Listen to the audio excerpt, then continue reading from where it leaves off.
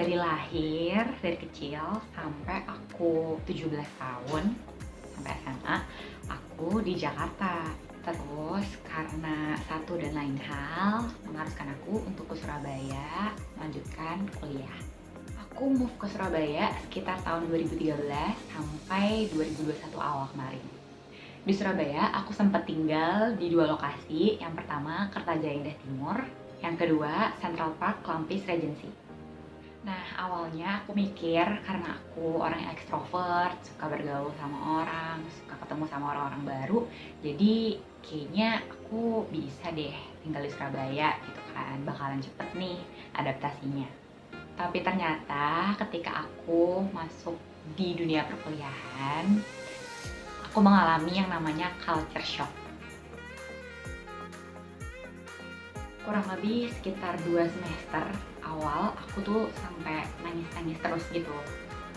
Lumayan stres dan kadang tuh sempat muncul pikiran, duh pengen balik ke Jakarta aja, atau duh mungkin pindah univ aja kali ya, atau kayak duh gue nggak cocok lagi sama dia, dan gue nggak bisa nih di sini terus kayak gitu. Aku bakal nge-share 5 hal yang penting di sini. Yang pertama, bahasa. Nah, aku kan udah lama di Jakarta, otomatis bahasa aku sehari-hari ya bahasa Indonesia, bahasa Jakarta aja gitu, yang lo gue. Terus juga lumayan cepet kalau ngomong kayak gitu, syakis-cus segala macam.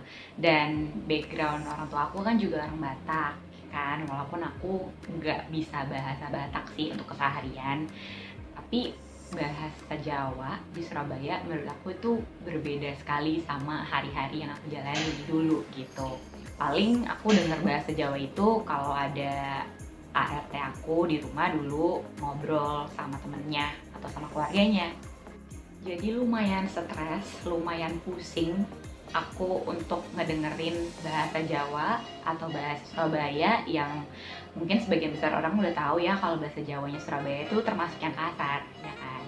Belum lagi kalau ada yang ngobrol atau lagi bercanda atau lagi marah, aku nggak ngerti harus bersikap kayak gimana karena ya aku juga nggak ngerti bahasanya gitu loh. Jadi kayak bingung dan ya jadi kayak overthinking. Duh, dia ngomongin gue nggak ya? Duh, ini gue dalam bahaya atau gimana nih? Aku benar-benar nggak tahu dan nggak ngerti karena bahasa itu menurut aku faktor yang penting banget sih. Akhirnya untuk mengurangi kesalahpahaman yang akan terjadi berikutnya, aku mencoba untuk beradaptasi, bersosialisasi, belajar tentang bahasa Jawa, khususnya di Surabaya ya. Mulai dari sehari-hari, bahasa di kampus yang profesional, atau bahasa lain-lainnya lah. Dan sedikit demi sedikit, akhirnya aku bisa paham dan mulai menggunakan bahasa itu di keseharian aku dengan teman-teman aku yang orang Jawa juga. Dan jujur, aku diketawain mulu sih, kayak gak cocok tap ngomong bahasa Jawa, udah bahasa Indonesia aja. Atau lo pakai lo gue juga gak apa-apa kok, bahkan kadang beberapa mereka suka ngikutin gitu loh ngomong lo gue. Jujur, aku ngerasa malah gak nyaman kalau mereka ngomong lo gue. Jadi aku nge-push diri aku sendiri untuk oke, gue ada di Surabaya dan gue harus belajar untuk mengikuti adaptasi yang ada di Surabaya. Emang gak mudah sih teman-teman, tapi yang namanya belajar budaya baru atau belajar sesuatu hal yang baru itu pasti proses. Dan aku udah bisa sih, contohnya kayak gini. Piye kabari? Wes mangan ta? Kon nang ndi ae? Wes sekarepmu ae. Ojo ngono rek. Yang kedua, people atau orang-orangnya. Maaf banget sebelumnya, no offense, tapi ini benar-benar berdasarkan pengalaman.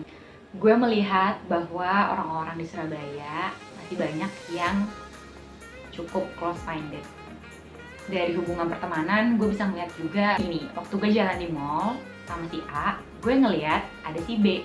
Yang mana B itu adalah, gue tahu banget, itu temen dekatnya si A. Terus gue bilang ke si A, A, itu kan temen lo kan si B, udah lo sapa. Dan si A bilang, udah Ben aja, gak usah, dia aja duluan yang nyapa gue nanti. Terus gue yang kayak, oke, fine. Buat gue itu cukup aneh karena gue terbiasa di Jakarta itu dengan orang-orang yang kayak talkative dan friendly sih. Gue juga gak tahu ya semuanya kayak gitu apa enggak, tapi yang gue alamin sih sebagian besar memang seperti itu. dan nggak malu sih untuk nyapa orang lain, apalagi yang kita kenal. Terus, gue juga ngeliat kalau orang di Surabaya itu nggak terbiasa ngeliat orang lain yang sendirian. Gue lagi jalan, gue lagi olahraga, gue lagi belanja sendiri. Dan sering banget gue diliatin bener-bener dari ujung kaki sampai ujung kepala. Berasa gue ada dosa banget gitu loh. Padahal ya, emang kenapa sih kalau gue nonton sendiri? Emang kenapa sih kalau gue makan sendiri? Jadi kayak ngelakuin hal sendirian di sana tuh kayak salah banget gitu. Nggak tahu ya kenapa. Terus soal berpakaian nih, ke mall heboh banget jujur. Jadi kayak ya kita mungkin kaos, jeans atau gimana gitu ya, tapi banyak banget loh yang di sana tuh bener-bener bisa pakai dress yang kayak wah bener-bener heboh banget ya, lu kayak mau party kayak gitu. Dan kalau lagi ada party nih, misalkan kayak Sweet Seventeen ya, mungkin kalian juga banyak yang tahu lah ya, yang Rich Asian, Crazy Rich Asian gitu. Nah di sana tuh banyak banget emang yang ulang tahun 17-nya itu heboh banget dan meriah banget, sampai-sampai pakai undangan, ngundang guest stars kelas Raisa, Afgan. Menurut gue budgetnya luar biasa sih. Bahkan ada foto kayak press Sweet Seventeen gitu. Ya udah kayak mau nikah lah, kurang pasangannya aja. Yang terakhir nggak kalah penting, soal pengendara. Baik pengendara mobil ataupun pengendara motor, gue bener-bener bingung sih. Ngaco banget. Kalau gue tanya sama teman-teman gue di sana, pasti mereka bilang, "Ah, Jakarta lebih parah tahu. Ih, biasa kali di sini kayak gitu." Tapi gue yang ngeliat dan kalau gue bandingin sama Jakarta, di Surabaya lebih kacau sih. Kayak nggak bisa nyetir. Sorry to say ya. Jadi ya takut aja gue ngeliatnya. Dan teman-teman gue yang nyetir emang juga bilang kayak gitu sih. Ketiga, tempat. Nah enaknya kalau di Surabaya kemana-mana itu deket. Menurut gue kotanya nggak gede-gede amat sih. Nggak macet, jarang banjir, naik gokar atau grabcar murah. Kalau yang anak Surabaya pasti familiar tuh. Surabaya mana? Surabaya Timur, Surabaya Selatan, Surabaya Barat, kayak gitu. Di Surabaya gue juga ke Pasar Atung. Ini hits banget di Surabaya. Biasanya di sini bisa beli jajanan gitu, bisa beli emas, perhiasan. Kalau mall tentunya yang paling terkenal ada Tunjungan Plaza. Itu TP1 sampai TP6. Bener-bener gede banget mallnya. Kalau yang deket rumah, gue suka ke Galaxy Mall. Dan tentunya kalau untuk hangout, gue ke kafe-kafe. Nanti gue coba list ya kafe-kafe yang pernah gue datengin dan recommended di sini. Yang keempat, makanan.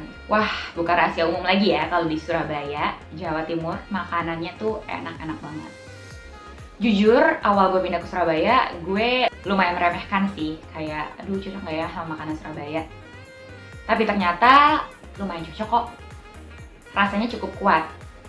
Kayak ada tahu tek, soto Lamongan, sate, bebek, dan masih banyak lagi. Pokoknya enak-enak banget dan harganya sesuai kantong. Last but not least, yang kelima, tentang kebiasaan atau budaya.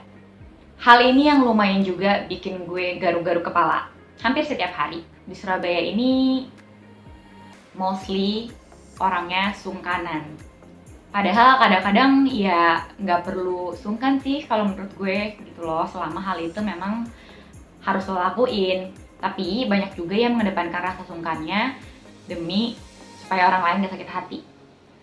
Terus soal santunan dan tata krama, di sini juga masih menganut itu sih. Gue ngeliat banget ketika mau lewat orang yang lebih tua misalkan mengucapkan monggo, atau kalau ketemu orang yang lebih tua juga bisa mengucapkan salam dan salim. Oke, itu dia tadi. Sekarang gue udah di Jakarta lagi dan jujur, ya cukup kangen dengan makanan dan suasana di Surabaya. Tentunya ada plus minus ya, mau kita tinggal dimanapun. Karena yang namanya manusia, kita adalah makhluk sosial yang harus bersosialisasi dan mampu beradaptasi. Dan aku bersyukur banget bisa dapat kesempatan untuk tinggal di Surabaya. Dan kalau ada kesempatan dan Tuhan izinkan, mungkin aku bisa tinggal di kota lain juga. Segitu dulu video aku kali ini. Don't forget to like, comment, subscribe, and share kalau kamu suka. Thank you for watching!